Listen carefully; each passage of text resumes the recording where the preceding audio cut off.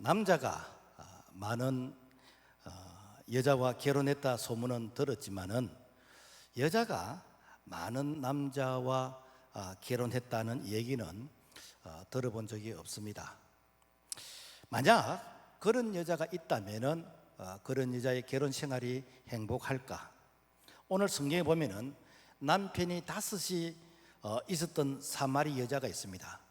그리고 지금 있는 남편도 이렇게 본 남편이 아닙니다. 그러고 보면은 남편이 6이 있었다라는 것을 우리가 추론해 볼 수가 있습니다. 성경에서 6이라는 이 숫자는 이것은 불완전한 숫자, 즉 인간의 모습을 숫자로 표현할 때 바로 6이라는 숫자로 표현을 하게 되어집니다. 바로 이 여자가 한낮에 가장 더운 정오의 시간에 물을 기르러 동네 우물가에 물동이를 가지고 물을 기르러 옵니다.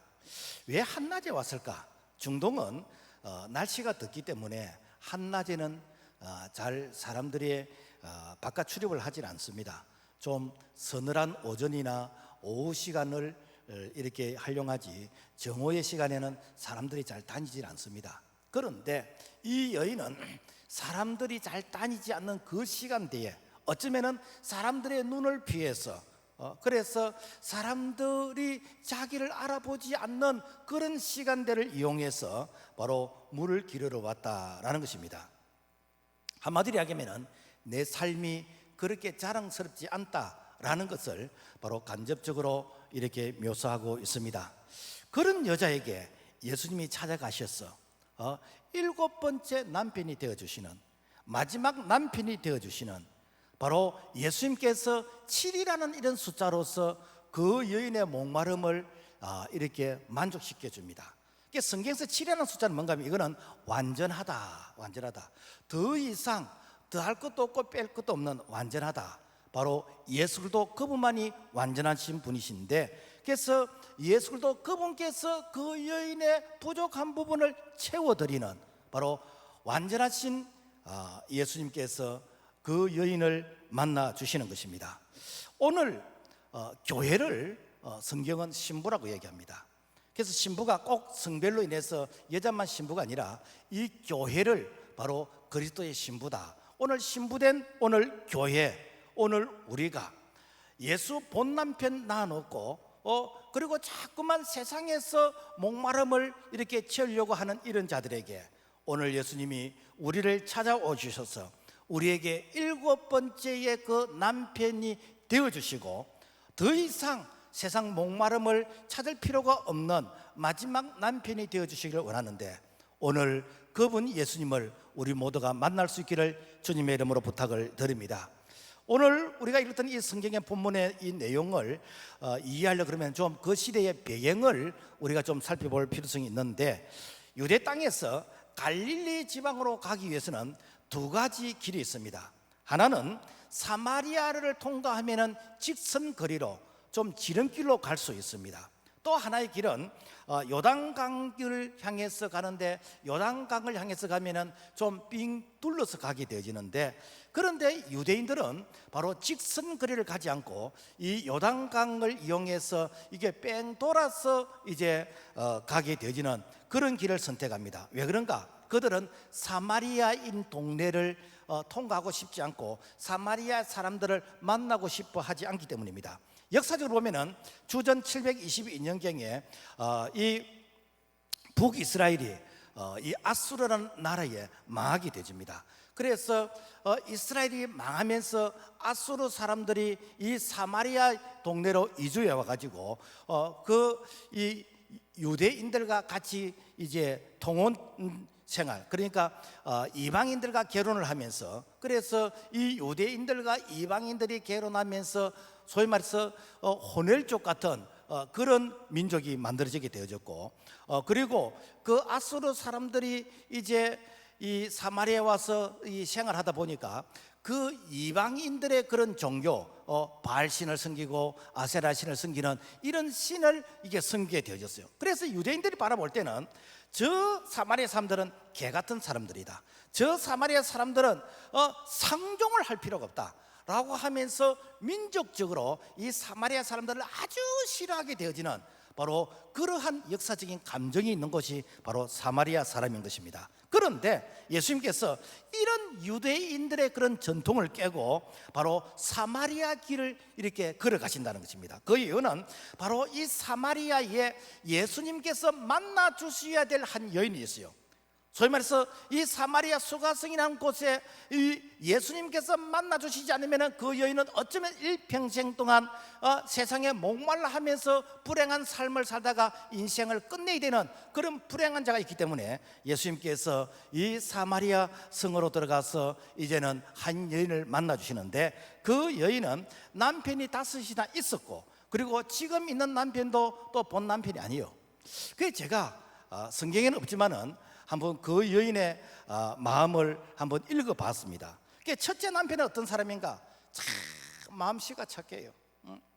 마음씨가 비단같이 고운데 돈이 없어. 가난해. 그러니까 이 여인이 뭐 마음씨 먹고 사나? 이게 돈이 없으니까. 그러니까 어디란가? 나는 가난한 사람이 싫다라고 하면서 그 남자를 버리게 되었어요. 그리고는 되는가? 돈 많은 남자하고 이제는 살게 되었습니다. 이 남자는 돈이 많아. 돈이 많은데 머리에 든 것이 없어. 그런데 대화가 안 돼. 그래서 이 여인이 생각할 때 돈은 많은데 이 대화가 안 된다. 그래서 좀 배운 사람하고 내가 살아봐야 되겠다라고 생각하고, 그래서 돈 많은 그 남자도 이제 버리게 되었습니다. 그래서 세 번째 만난 사람은, 이 사람은 박사가 한 몇 개 되는 사람인데 맨날 앉아서 돋보기 끼고 서지 앉아서 책만 보고 신문만 보고 그야말로 이 책하고 이렇게 이 연구하는 거하고 이렇게 사는 것이지, 이게 부부가 사는 것이 아니에요. 그러니까 이 여자가 참 많이 배운 사람도 재미가 없어. 그래서 좀 신나는 사람이 없을까, 좀 쇼킹한 이런 사람이 없을까. 그래서 댄서 강사를 만났어. 서울, 부산, 광주 찍고 대구로 올라갔어. 그래서 야, 이렇게 노래 잘 부르지요, 춤 잘 추지요, 밖에 나가면은 이렇게 강남 제비 왔다고 인기가 좋지요. 너무너무 멋있어.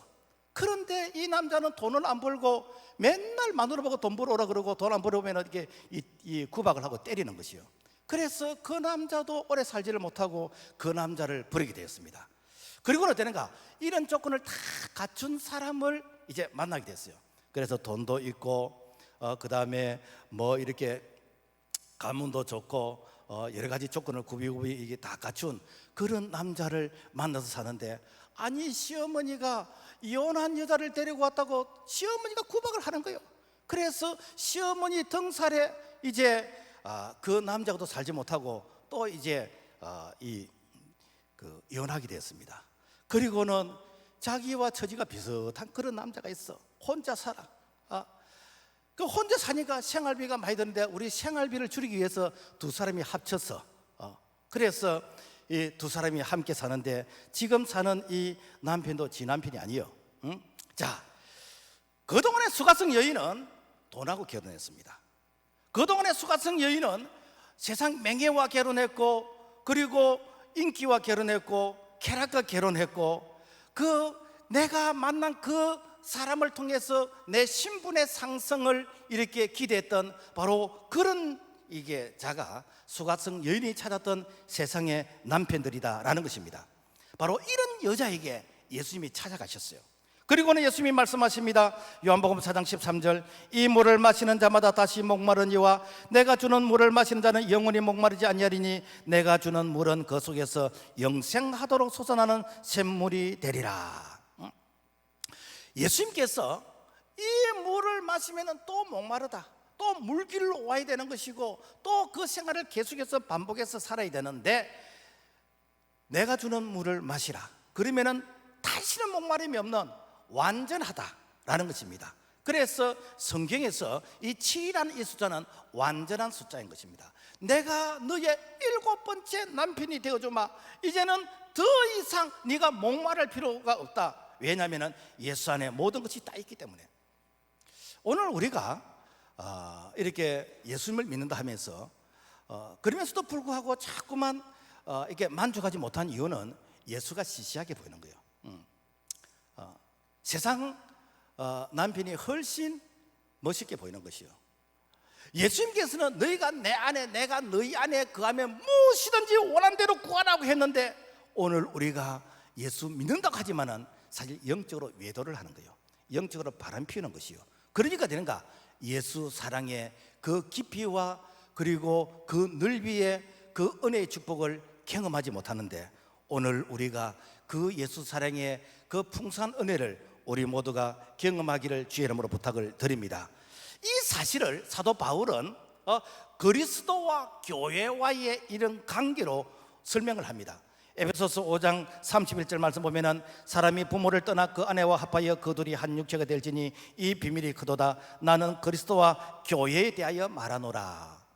그러니까 남자와 여자가 결혼해서 한 몸을 이루는 바로 이 모습을 사도 바울은 이것이 영적인 비밀로서 그리스도와 오늘 우리가 결혼해서 이 연합에서 하나가 되어지는 바로 이 상태로 설명을 한 것이에요. 그렇다면 오늘 이 교회는 무엇인가? 주님 앞에서 신부요.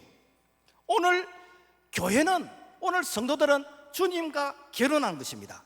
그래서 주님께서는 우리를 만나 주시기 위해서 우리를 신부로 삼기 위해서 하늘 보좌 영광을 버리시고 가장 낮은 자의 모습으로 오셨어. 오늘 수가성 여인처럼 이것 있으면 행복할까, 이것 있으면 행복할까, 세상에 목말하는 자들에게 우리 예수님께서 영원한 생명수가 되어주시기 위해서 예수님이 오셨는데 우리가 마귀 사탄에게 인질로 잡혀 있어. 우리가 죄와 사망과 죽음의 근세에 묶여 있어. 그래서 예수님께서 자신의 생명을 대가로 지불하고 우리를 천에 하나 만에 하나 우리를 이렇게 죄에서 구원해 주셨습니다. 그러면서 너는 내 것이라고 예수님께서 우리를 사랑의 고백을 하면서 우리를 주님의 신부로 우리를 불러주시고 우리를 성도라고 부르시면서 이 교회라는 이 조직체 안에서 주님께서 우리를 신부로서 지금까지 우리와 함께 하신 줄로 믿습니다. 자, 그런데 예수님을 만났지만은 모든 사람이 다 예수님을 구원자로 인정하는 것은 아니에요.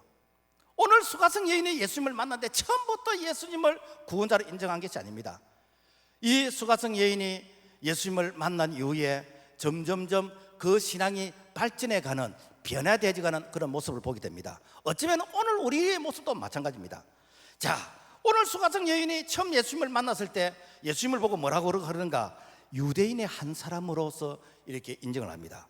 요한복음 4장 9절 보면은 사마리 여자가 이르되 당신은 유대인으로서 어찌하여 사마리 여자인 나에게 물을 달라 하나이까 하니 이는 유대인이 사마리아인과 상종하지 아니함이라. 자, 예수님께서 사마리아 여인에게 물 좀 달라고 하면서 물이라는 이제 이 대상을 통해서 이제 그 복음으로 접근해 갑니다. 그런데 이 사마리아 여인이 가만히 보니까 이 사람은 유대인인데 유대인과 사마리아인은 상종을 하지 않는데 그런데 이 유대인이 왜 사마리아인을 만난가? 그것도 이렇게 이 유부녀를 찾아와서 소위 말해서 프로포즈를 하는 것이 보이는 거예요.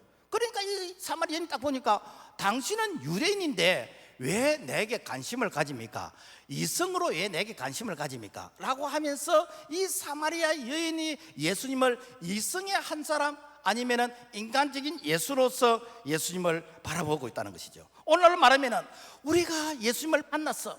그분 예수님을 만났는데 그 예수를 우리가 어떻게 알고 있는가? 역사적인 예수, 신화적인 예수, 아니면은 이스라엘 이렇게 역사에 나오는 인간 예수를 안다면은 오늘 사마리아 여인이 예수님을 만났던 거하고 다를 바가 아무것도 없다는 것입니다.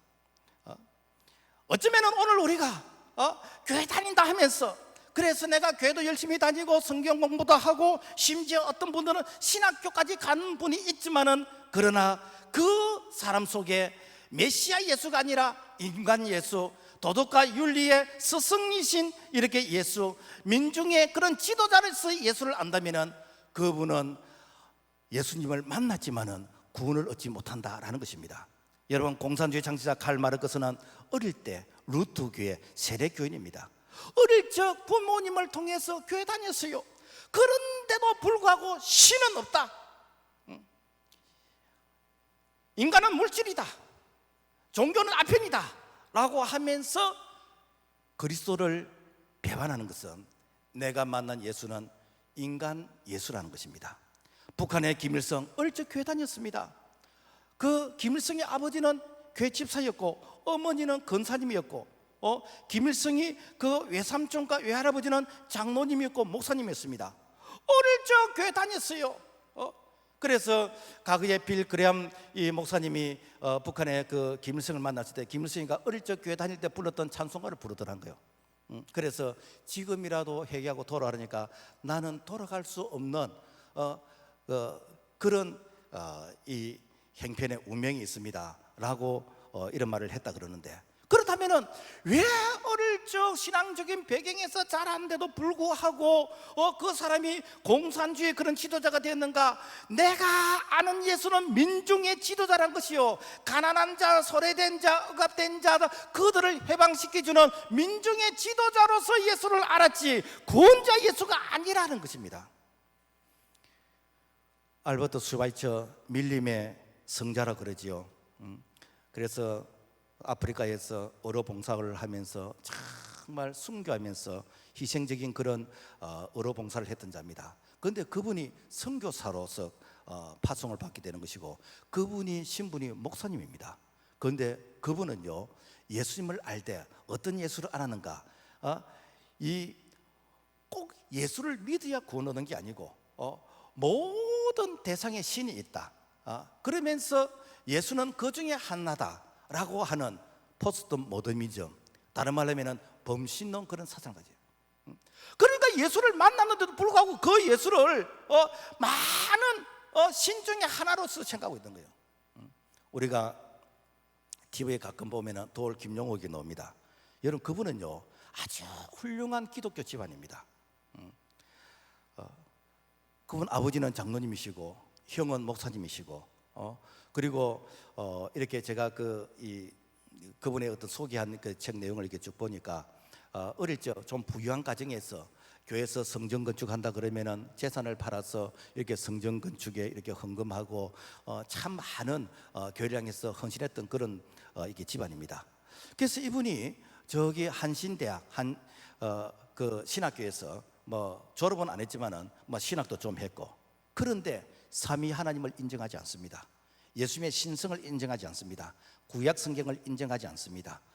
신약만 인정하고 구약은 신약의 참고서 정도로 인정하고, 그러면서도 불구하고 내가 예수를 안다면서 이 요한복음과 이 마가복음 강해집을 만들어야 되는데, 그분이 아는 예수는 무엇인가? 훌륭한 스승으로서 예수라는 거예요. 그분이 아는 예수는 무엇인가? 인간 예수라는 것이요. 여러분, 오늘 많은 사람들이 교회를 다니면서 어쩌면은 이렇게 성경 공부를 하면서 어쩌면은 심지어 신학교까지 다니면서 내가 만난 예수는 오늘 수가성 여인처럼 당신은 유대인이 아닙니까? 내가 아는 당신은 인간 예수 아닙니까? 라는 요 수준에서 머물러 있다면은 오늘 우리는 예수님을 만났지만은 구원받지 못한다는 것입니다. 그렇기 때문에 반드시 오늘 우리는 구원자 예수를 만날 수 있기를 주의 이름으로 부탁을 드립니다. 그런데 이게 참 한 번만에 되는 사람이 있는가 하면은 이게 점진적으로 되지요. 자, 오늘 이 수가성 여인은 예수님을 이제 만났는데, 예수님께서 이 인간 예수로 이해를 하니까 예수님이 이런 말씀을 하십니다. 예수께서 대답하시되 너가 만일 하나님의 선물과 또 내게 물 좀 달라 하는 이가 누구인지를 알았더라면은 너가 그에게 구하였을 것이요 그가 생수를 너에게 주었으리라. 네가 지금 만난 이 자가 누군지 아느냐? 메시아다, 구원자다 라는 것을 복음을 전하는 거예요. 그러니까 물이라는 이 H2O를 통해서 영원히 목마르지 않는 이 영생의 생명수의 복음을 전한 거예요. 그 과정을 다 축소해가지고 성경은 몇 줄로서 기록을 했지만은, 그러니까 되는가? 바로 하나님의 선물, 바로 구원의 선물, 이 영생을 이렇게 주는 자가 바로 내다라는 것을 예수님께서 이게 복음적으로 설명하는 것입니다. 요한복음 5장 요한일서 5장 20절 말씀 보면은 또 아는 것은 하나님의 아들이 이르러 우리에게 지각을 주사 그는 참 하나님이시요 영생이시라. 예수 그리스도 그분은 참 하나님이시고 예수 그리스도 그분 자신이 영생이기 때문에 너희가 목말라 하는 것이 예수 그리스도를 통해서 너희에게 이렇게 부족함이 없도록 이렇게 채워질 수 있다라는 이런 복음을 전하게 된 것입니다. 그래서 너에게 물 좀 달라 하는 이는 바로 유대인의 한 사람이 아니고 바로 하나님이시다 라고 하면서 예수님께서 이 복음의 말씀을 전하면서 그 여인의 그 형편을 얘기합니다. 네가 남편 5이 있었는데 지금 있는 남편도 네 남편이 아니다 라고 이렇게 말하니까 이야, 처음부터 느낌이 좀 이상하더니 야, 이분은 내 지난 과거까지 알고 있네, 내 마음까지 다 읽고 있네, 이분은 선지자인가 보다 라고 하면서 이 요한복음 4장 19절 보면은 여자가 이르되 주여 내가 보니 선지자로소이다. 우리 조상들은 이 산에서 예배했는데 당신들의 말은 예배할 곳이 예루살렘에 있다이다. 선지자라는 건 뭔가 하면 하나님의 말씀을 대언한 자예요. 그러니까 이 여인이 예수님을 딱 보면서 와, 이 사람은 하나님의 말씀을 전하는 바로 하나님의 말씀이 아주 능통한 자이네. 내가 이분에게 한번 물어봐야 될 게 있다. 그러면서 우리 조상들은 예배를 하는데 그림신 산에서 예배하는데 당신들은 들으니까 예루살렘에서 예배한다 그럽디다. 자, 그림신 산에서 예배를 드려야 됩니까? 예루살렘에서 예배를 드려야 됩니까? 소위 말해서 이런 교리적인 이런 부분을 가지고 논쟁을 하게 됩니다. 오늘 말하면은 우리가 교회를 나왔는데 내가 예수님을 아는데 그 예수님을 그냥 교리적으로 알게 될 때에, 지식으로 알게 될 때에 내게 궁금한 부분이 많아. 성경에 보면은 십계명에 안식일을 거룩하게 지키라 그러는데 왜 주일을 지키지? 그래서 이만희 신천지가 요거 가지고 딱 공격하면요, 이 희미한 사람은 탁 넘어져 버리는 거예요.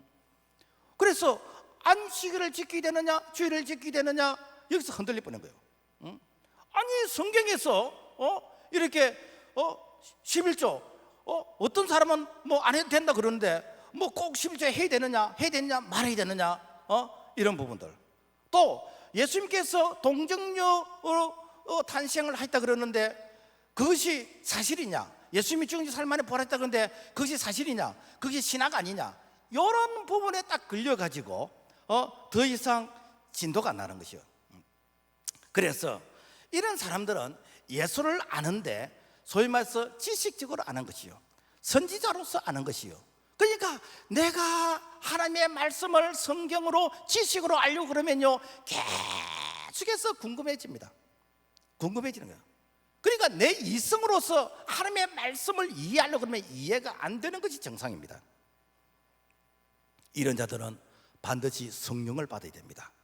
이런 자들은 반드시 성령 체험해야 됩니다. 성령께서 우리를 깨닫게 해주시는, 성령께서 거듭나게 하시는, 성령께서 하나님의 말씀이 믿어지고 깨달아지도록 하시는 그런 은혜를 체험해야 되는 것이요. 그래서 고린도서 12장 3절 보면은 그러므로 내가 너희에게 알려노니 하나님의 영으로 말하는 자는 누구든지 예수를 저주할 자라 하지 아니하고 또 성령으로 아니하고는 누구든지 예수를 주시라 할 수 없느니라. 너희들 성령 안 받으면은 너희들 교회 10년 20년 100년 다녀도 예수를 알 때 지식적으로 아는 것이고 예수를 알 때 이성적으로 아는 것이지 너희들 구원받는 거 아니라. 반드시 성령 받아야 된다. 성령 받으면 어떠는가? 다시 내가 태어나게 된다는 거예요. 그래서 오늘 이 수가성 이 여인이 이 선지자로 알고 있는 자에게 예수님께서 복음을 전해서 그래서 이 자에게 영의 눈이 열려지게 하는 것이고 영의 귀가 열리게 하는 것이고 그 마음을 동하게 만들었습니다. 자, 그래서 이 여자가 요한복음 4장 25절의 말씀 보면은 여자가 이르되 메시아 곧 그리스도라 하는 이가 오실 줄을 내가 아노니 그가 오시면 모든 것을 우리에게 알려주시리이다. 예수께서 이르되 너에게 말하는 내가 그라시니라. 네가 메시아 그리스도가 오기를 네가 기다리냐? 내가 그 주인공이다. 내가 메시아다. 내가 메시아다. 네가 조금 전까지는 나를 보고 유대인의 한 사람이라고 생각했고 조금 전까지는 네가 나를 선지자 중에 한 사람이라고 생각했지만은 네가 지금 바라는 그 메시아가 바로 내이다 라는 것이에요. 그러니까 이 사마리 여인이 영의 눈이 열려지는 것이요. 아, 내가 하나님을 만났네. 아, 내가 구원자 예수 그리스도를 만났네. 그러면서 어떻게 하는가? 그야말로 내 삶에 변화가 일어나기 시작하는 것입니다. 그래서 이 여인이 물동이를 버려두고 마을로 돌아가서 예수 그리스도를 전하게 되는 것입니다. 오늘 말하면은 수없이 많은 사람들이 기독교 문화에 적응된 신앙생활을 하는 것이요. 내가 어릴 때부터 교회 다녔고, 그리고 내 주변에 이렇게 미션 셔플이 있었고, 내 주변에 이렇게 예수 믿는 사람에 이끌려서, 그래서 내가 종교인에서 잘 훈련된 이런 모습, 그래서 내가 뭐 주일에 교회도 다니고, 내가 교회 봉사도 하고, 내가 이렇게 뭐 전도도 하고, 내가 11조 생활도 하고, 그렇게 하지만은 내 안에 메시아 그리스도 예수라는 이 신앙의 고백이 없으면은 우리는 어떻게 되는가? 훌륭한 종교인으로서 끝나게 됩니다. 그러나 내가 그분이 구원자이시고 그분이 메시아 그리스도라는 이 사실을 내가 신앙의 고백을 하게 될 때, 그때 되는가? 비로소 내가 본 어게인, 다시 태어나게 되는 것이요. 그러면서 영의 눈이 열려지게 되는 것이고, 그러면서 영의 눈이 열려지니까 되는가? 아, 내가 지금 급한 것이 이 물동이에 물을 채우는 것이 아니라, 내가 이 물동이를 내려놓고 내가 이 나와 같은 이런 심정으로 기다리고 있는 사람들에게 내가 메시아 예수 그리스도를 만났다라고 전해야 되겠다라고 생각을 하고 물동이를 그 우물가에 내려놓고 동네에 달려가는 겁니다. 여러분, 물동이가 뭐지요? 내가 그 물동이에 채우고 싶은 것이요. 이 여인은 물을 채우고 싶지만은 사실은 그 물은 마시도 또 목마른 것이요. 이 여인에게 진정한 채우고 싶은 것은 무엇인가? 거기에는 돈을 채우고 싶었고, 거기에는 명예를 채우고 싶고, 인기를 채우고 싶었고, 거기에는 자기의 어떤 출세와 그리고 심지어는 자기 자존심을 채우고 싶어. 이것을 채워도 마셔도 이것은 또 목마르게 되는 것이고, 이것은 채워도 끝이 없는 것입니다. 오늘 우리의 신앙생활에 우선순위가 무엇인가? 이것이 바로 오늘 물동이에 내가 무엇을 채워내는 거예요. 오늘 우리도 다 수가성 여인처럼 물동이에 있습니다. 내가 이것 채우기 위해서 어쩌면 교회 오신 분도 있습니다. 이것 채우기 위해서 기도하는 분이 있어요. 주님, 내게 돈 채워주시됩니다. 내게 부동산 채워주시되는 것이고, 내게 건강 채워주시되는 것이고, 내게 출세를 채워주시되는 것이고, 주님, 내가 목마른 부분이 너무나 많습니다 라고 하면서 이거 위해서 교회 오는 사람도 있을 것입니다. 그런데 성경은 이런 것들은 다 이방인들이 구하는 것이랬습니다. 예수님께서 이런 것들은 세상 사람들이 구하는 것이라 그랬어요. 그래서 마태복음 6장 32절 말씀 보면은 이는 다 이방인들이 구하는 것이라. 그런즉 너희는 먼저 그의 나라와 그 의를 구하라. 그리하면 이 모든 것을 너희에게 더하여 주시리라.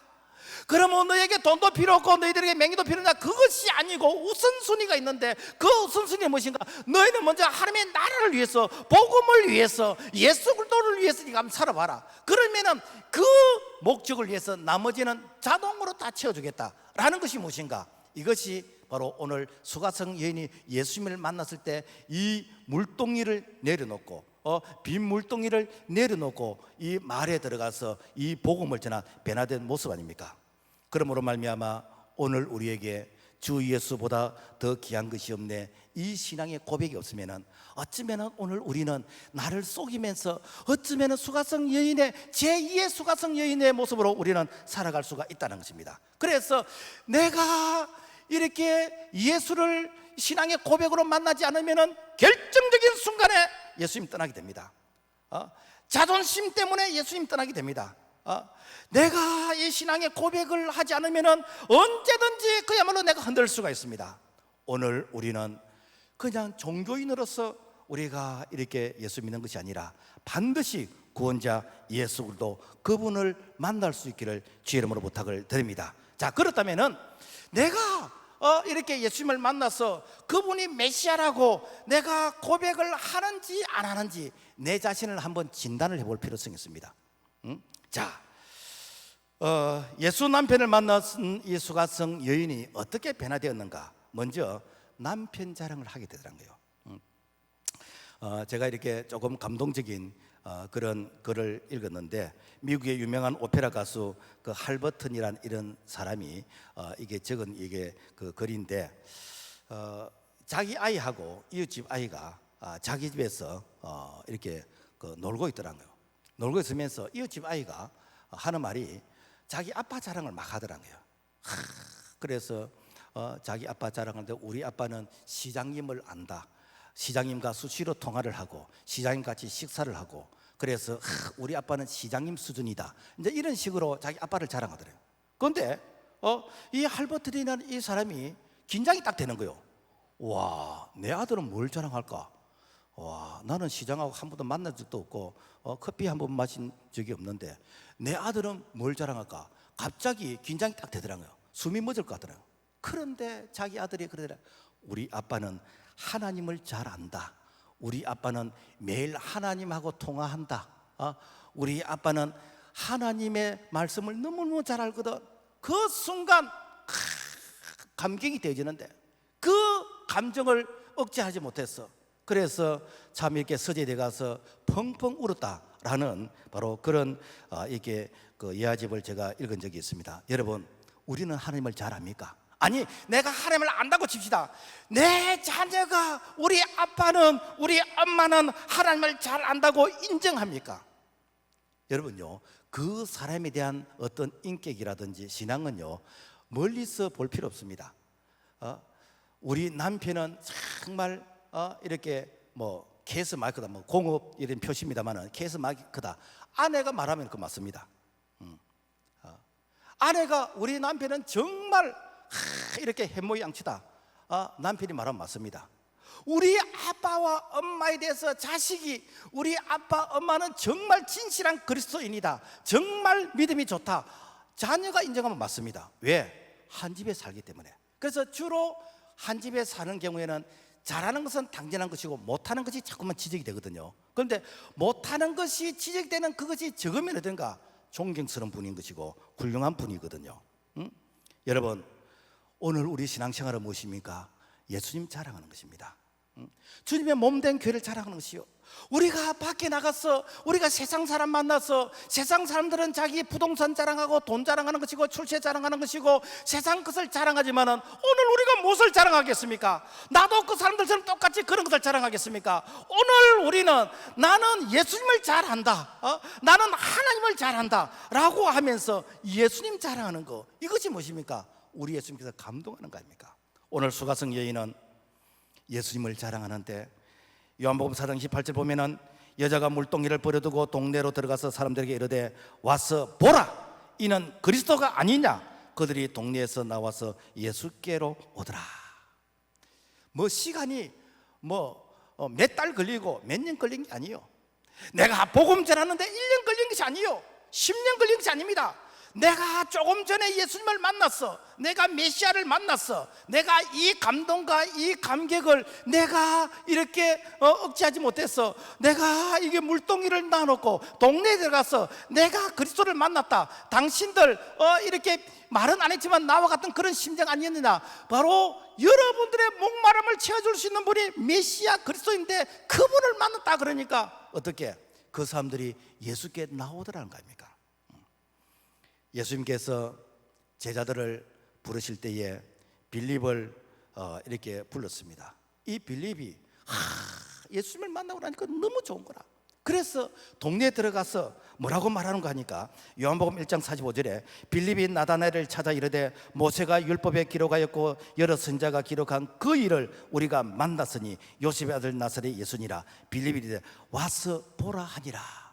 내가 구원자 예수님을 만났어. 내가 만난 예수를 당신도 만나야 되겠어.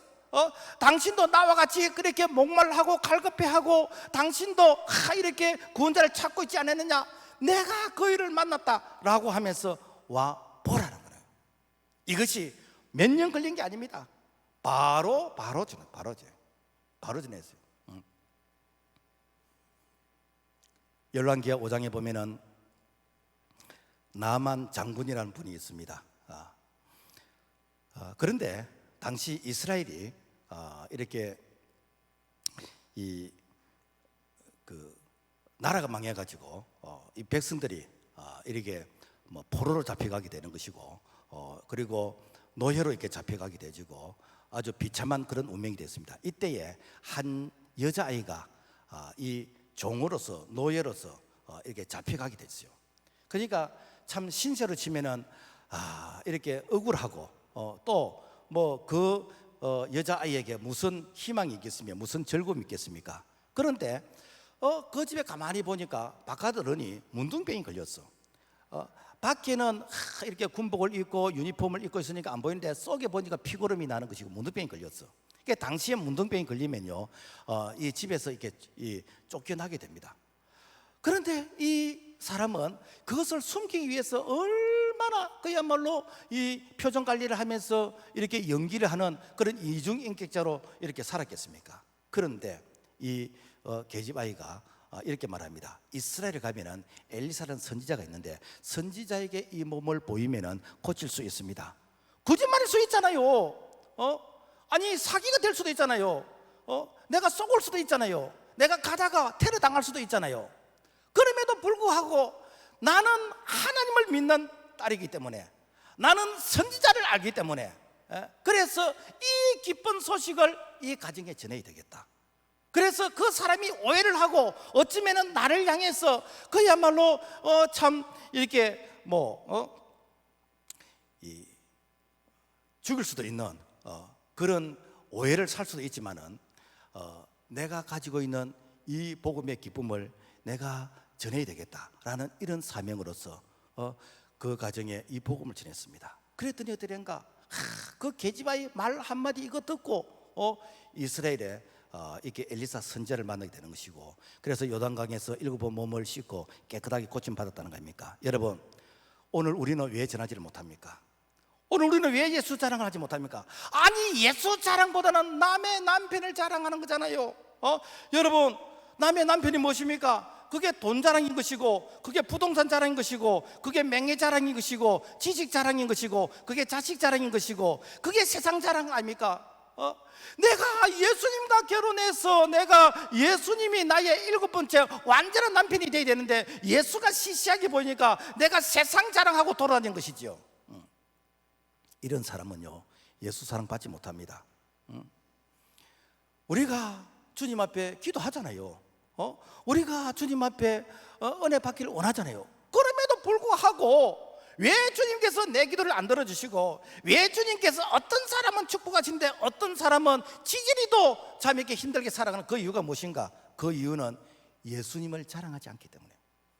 마태복음 10장 32절 누구든지 사람 앞에서 나를 시인하면 나도 하늘에 계신 내 아버지 앞에서 그를 시인할 것이요 누구든지 사람 앞에서 나를 부인하면 나도 하늘에 계신 내 아버지 앞에서 그를 부인하리라. 예수님은 하나님 보좌 우편에서 우리가 기도할 때 우리의 중보자가 되어주시는데 내가 예수님을 부끄러워하고 내가 예수님을 시시하게 생각하고 내 남편이 그야말로 인기가 없이 생각하니까 나도 너를 시시하게 생각했다. 우리가 구원은 믿음으로 받았습니다. 우리가 구원은 은혜로 받았습니다. 그러나 우리가 이 축복은요 주님 사랑하는 자에게 주시는 것이요 잠언 8장 보면은 나를 사랑하는 자들이 내 사랑을 입을 것이며 나를 간절히 찾는 자들이 나를 만날 것이며 모든 부귀와 재물이 나로 말미암다 그랬습니다. 그러므로 말미암아 여러분 오늘 우리가 예수 잘 믿는다는 게 무엇입니까? 예수 자랑하는 것입니다. 그래서 우리가 입만 열면은 예수 자랑하는 것이요 1980년대 마산 교방동의 6.1 약국이라고 김승호 약사 이분의 간증을 제가 이렇게 직접 들었고 또 그분의 책도 읽었습니다. 이분이 뭐 서울대 이렇게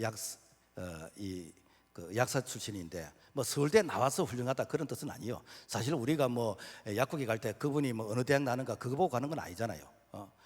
그 이분이 이제 약사인데 돈이 없어. 그래서 당시 600만 원 이렇게 빚내 가지고 4.5평 약국을 이제 차리게 됐습니다. 그래서 마산 저 이 교방동이니까 삼복도로잖아요. 차가 올라가도 뭐 이렇게 뒷바꾸도 잘 못하는 그런 이제 달동네입니다. 왜 돈이 없으니까 거기에밖에 이제 약국을 차릴 형편이 안 되는 것이죠. 뭐 4.5평 어느 정도 되겠습니까? 뭐 거기에서 뭐 행간 좀 뭐 있어야 될 것이고 뭐 거기에서 약 조제실 뭐 하고 그러고 나면 실제 약을 진전할 수 있는 것은 어느 정도 되겠습니까? 그래서 돈이 없어가지고 이 그 약 진전한 게 이 빈 박스를 쫙 진전해 놨다는 거. 왜? 뭐 약을 구입할 그런 그 형편이 안 되니까. 그런데 이분이 3년 만에 100평의 이런 약국으로 오픈하게 되졌고, 나중에는 이것이 양이 안 찾아서 자기가 이제는 교육 사업에 메가스타리 뛰어들게 됐는데 1년에 1조 원의 매출액을 올리는 그런 성공한 CEO가 되졌는데, 그분의 이렇게 간증과 이게 책 내용을 보니까 PR의 시대. PR이 뭔가 피가 터지도록 알리는 것이요. 어느 정도 알리는가? 교방동에 6일 약국이 있는지 없는지 마산 사람들은 어떻게 알 겁니까? 그러니까 이게 택시만 타면 무조건 6일 약국으로. 그럼 택시 운전자가 6일 약국 어디 있습니까? 그러면서 뭐 어디 하면서 이렇게 하는 거예요. 심지어는 자기가 택시비를 주면서 터미널에서 택시를 타고 무조건 이렇게 6일 약국으로 가자라고 하면서 그렇게까지 선전을 했다는 거예요. 그리고 택시 운전자는 처음에 6일 약국 안 가려는 거예요. 왜? 거기에 가면은 이렇게 올 손님도 이게 못 태우는 거라. 그리고 가면은 차가 뒷바퀴도 제대로 못 해. 그래서 택시 운전사들에게 불편함을 주지 않기 위해서 이 동전도 딱 교환해 놓고 오면은 바카스도 한 잔 주고 그러면서 서비스를 이렇게 제공하는 거예요. 그래가지고 이 약 한 3년 만에 이렇게 6일 약국이 뭐 유명한 약국이 되어버려요. 여러분, 우리가 교회 올 때 꼭 내 차 있다고 뭐 팔판에서 이렇게 차 타고 오고 하지 말고 장류에, 여러분 장류 콜택시 얼마나 많습니까? 내 차 타고 오지 말고 장류 콜택시 좀 타고 와. 타고 오면서 무조건 소원과 빗교에 갑시다. 소원과 빗교에 마당에 오면은 거스름돈 밖에서 서 있지 마. 제발 그거 뭐 얼마인데 그거 500원짜리 그거 받으려고 그거 서 있습니까? 기사님 더운데 차 한잔 하시라 그러고, 안전운전 하시라 그러고, 기사님 예수 믿으시라 그러고, 그러면서 거스름돈 받지 말고 우리 교인들이 1000명이 이렇게 매주 이 운동을 한 달만 해버리면요, 여러분 마산의 이 6일 약국이 유명해지는 게 아니라 전국에서 유명해져 버립니다. 뭡니까? 여러분, 우리가 예수님이 좋으면 자랑해야 되는 거 아닙니까? 그래서 전도 잘하는 사람의 특징이 무엇인가? 예수 자랑을 잘해요. 전도 잘하는 특징이 무엇인가? 주님의 몸된 교회를 자랑하는 거예요. 전도 잘하는 특징이 무엇인가? 그 교회 교인들 자랑하고 목사님 자랑하는 것이요. 전도가 안 되는 사람 특징이 무엇인가? 자랑에 인색하는 것이요. 우리가 예수님 자랑하면요, 주님도 우리를 자랑스럽게 생각해. 그러면서 그 일 하라고 계속해서 우리에게 은혜 위에 은혜를 주신 줄로 믿습니다. 자, 그 다음에 우리가 예수님을 자랑하고, 그런데 오늘 성경에 보니까 예수님께서 대접받기를 원하시오. 그래서 예수 남편 대접을 해야 되는데, 예수 남편 대접하는 게 무엇일까? 우리 교인들이 가끔 보면은 주일날 이렇게 2부 예배를 마치고 이 식사를 제공할 때 점심을 안 드시고 불나게 집에 가시는 분이 있어. 그래서 물어봤어. 아니 왜 식사도 안 하고 이게 집에 가시느냐라고 이렇게 물어봤더니 집에 남편이 식사를 안 하고 자기 올 때까지 기다리고 있다는 거예요. 그래서 남편 점심 처리 드리고 와야 된다는 거예요. 나는 그런 남편이요 진짜 좋은 마누라 얻었다 하고 이렇게 복 있는 남편이 생각돼요. 세상에 마누라 와서 이렇게 점심 처리 주도록 기다리는 남편이나 또 이렇게 처리 드리려고 이렇게 가는 이런 아내나 참 좋은 부분 같아요. 그런데 여러분요, 오늘 신랑 되신 우리 예수님도 대접받기를 원하시오. 그러면 그 대접이 무엇인가? 뭐 예수님께서 한식을 좋아하시는가 양식을 좋아하시는가 그런 게 아니에요. 예수님이 원하시는 메뉴는 뭐냐면은 요한복음 4장 34절 예수께서 이르시되 나의 양식은 나를 보내신 이의 뜻을 행하며 그의 일을 온전히 이루는 것이라. 내가 먹고 싶은 양식이 있는데 그 양식은 하나님의 뜻을 이루는 것이요. 하나님의 뜻이 무엇입니까? 한 영혼이 천하보도록 기하게 했는데 그 귀한 영혼을 이렇게 예수로 말미암아 구원하는 거, 이것이 무엇입니까? 이것이 주님의 양식인 것이고 이것이 하나님의 뜻이라는 것이죠. 그래서 예수님께서는 제자들이 예수님이 하시는 이 말씀을 못 알아들으니까 예수님께서 이 추수의 비유를 통해서 영적인 교훈을 설명합니다. 요한복음 4장 35절 말씀 보면은 너희는 넉 달이 지나야 추수할 때가 이르렀겠다 하지 아니하느냐. 그러나 나는 너희에게 이르노니 너희의 눈을 들어 밭을 보라. 희어져 추수하게 되었도다.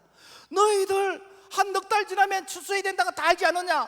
그런데 진짜 추수할 곡식은 그야말로 희어져서 곡식이 익어 있는데 이 영적인 이 추수에 대해서 너희들 무감각하지?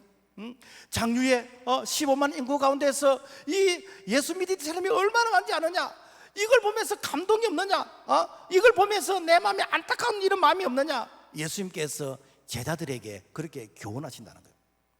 그래서 예수님께서는 제자들이 전도하는 것을 예수님께서 양식을 먹는 바로 그러한 의미로서 제자들에게 이렇게 설명하고 교훈하다는 거예요. 우리나라 축구 역사 가운데서 히딩크 감독이라 그러면은 아주 신화적인 그런 존재지요. 2002년 한일 월드컵 때 이 히딩크 감독이 여러 면에서 히딩크 신드롬을 이루게 되었습니다. 이분이 이제 우리나라 이 축구 국가대표 선수를 지도하면서 꿈에 그리던 16강에 올라갔어. 그 16강에 올라갔으면은 히딩크 감독으로서 자기 역할 다 했어. 누가 거기서 이게 뭐라 할 사람 아무도 없습니다. 그런데 히딩크 감독이 I am hungry, 나는 배고프다. 뭐가 배고프냐? 나는 16강에 만족 못하겠다는 거예요. 나는 내가 굶주린 배를 채워야 되겠다는 거예요.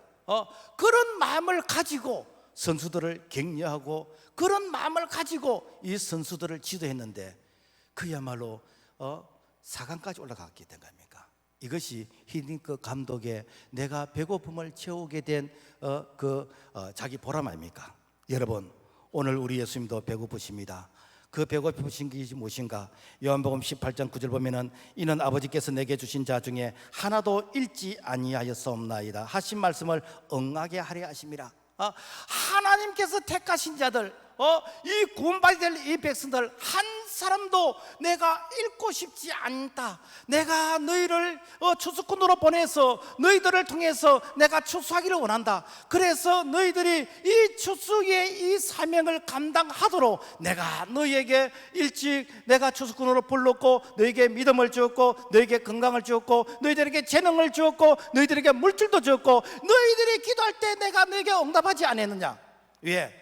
이 추수꾼의 이 사명 감당을 하고. 그런데 너희들이 이 사명 감당하지 않으면은 이 사명을 감당하고자 하는 자에게 내가 기회를 넘기겠다. 이게 무엇인가? 축복의 촛대를 옮겼다는 겁니까? 우리 민족이 이렇게 잘 살게 되진 거 여러 가지 면에서 설명할 수 있지만은 우리가 이 기독교적인 관점에서 보면은 이 복음의 사명 감당하라고 세계에서 두 번째로 선교사를 많이 보내고 있잖아요. 이 사명 감당하라고 하나님께서 오늘 한국교회를 축복하셨고 한국의 경제를 축복하셨고 오늘 교회를 부흥하게 된 거 이 사명 감당하라고 허락하신 줄로 믿습니다. 그래서 우리가 이 사명을 감당하려고 내가 애를 쓰고 몸부림칠 때 주님은 그 일을 하도록 하기 위해서 약한 자를 강하게 하시고 참에게 무능장한 자에게 능력을 주시고 그리고 참에게 이 지혜가 없는 자에게 하나님께서 지혜를 주시면서 그 일을 감당할 수 있도록 우리를 도와주신 줄로 믿습니다. 말씀을 맺겠습니다. 우리가 예수님을 다 만났습니다. 아직까지 인간 예수로 머물고 있는 사람, 아직까지 선지자 예수로 만족하는 사람, 이런 사람들은 이렇게 성전 마당만 밟고 가는 것입니다. 오늘 우리는 메시아 예수를 만나야 됩니다. 오늘 우리는 구원자 예수님을 만나야 됩니다. 그분이 나의 생명이 되시고 나의 구원자가 되시고 그 예수 안에 모든 것이 다 있다는 것을 우리가 지식으로 아는 것이 아니라 내 삶 가운데서 체험하게 되지고 또 다른 사람에게 와보라 라고 전할 수 있는 이 물동이를 이렇게 내려놓고 내가 먼저 달려가서 이 생명의 예수 그리스도 더 이상 이제 목말할 필요가 없는 완전하신 일곱 번째 남편 되신 예수 그리스도 그분을 만나고 전할 수 있는 우리 모두가 될 수 있기를 주님의 이름으로 부탁을 드립니다. 하나님 아버지 감사합니다. 오늘 수가성 여인이 내 모습의 축소판이고, 수가성 여인은 6분의 남편이 있었지만 우리에게는 10분도 넘고 20분도 넘습니다. 오늘 예수 만남으로 말미암아 예수 안에서 이 모든 것을 다 경험하게 하여 주시고, 예수 그리스도를 통해서 내 삶의 놀라운 변화들이 일어날 수 있도록 우리를 도와주시옵소서. 예수 이름으로 기도합나이다. 아멘.